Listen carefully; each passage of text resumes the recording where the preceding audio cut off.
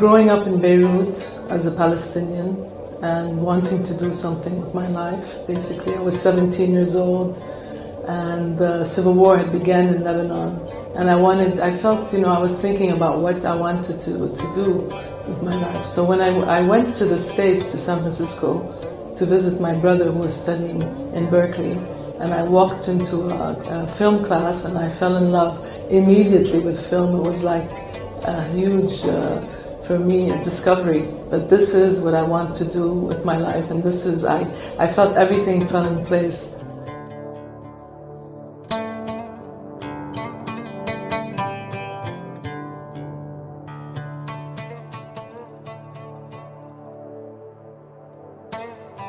The war and the occupation is in the background. For me, it's the human beings, and how they cope, human stories within that context. I made a trilogy focusing on Palestinian refugee children, starting with a film I made in Nablus, in my hometown, during the first Intifada. It's called Children of Fire. That was a turning point for me because it was the first film I made in Palestine. It was the first time I returned to Palestine. From there I made the second film called Children of Shatila, which focuses on the imagination of children, but the connection with Palestine and identity, but through their imagination and through the camera, because I gave them a video camera and I wanted to see through their eyes. هلا بماي. مرحبا بعيسى. يا هلا فيكي. كيفك؟ والله الحمد لله نشكر الله. شو شايف هلا؟ شايف كله منيح بمنيح.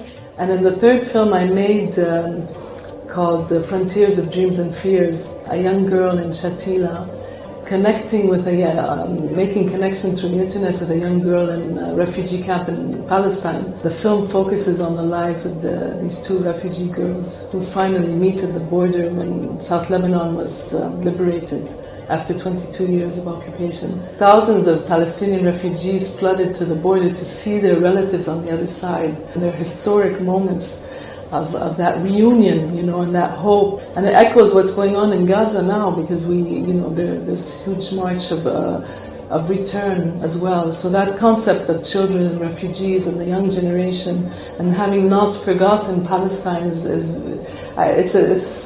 very powerful. And I think through film, it's a way of showing that, and because you don't see that in the news.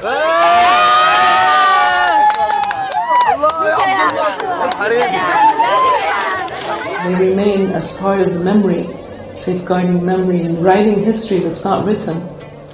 J'ai eu le privilège d'être le témoin direct de marche de retour vers la frontière. It's in Paris, which is a major center for filmmaking. It's interesting to note that there are Palestinian festivals around the world now. Of all the Arab cinema, it's the only cinema or the only country that has consistent festivals everywhere in the world. Palestinian films are in the major festivals as well.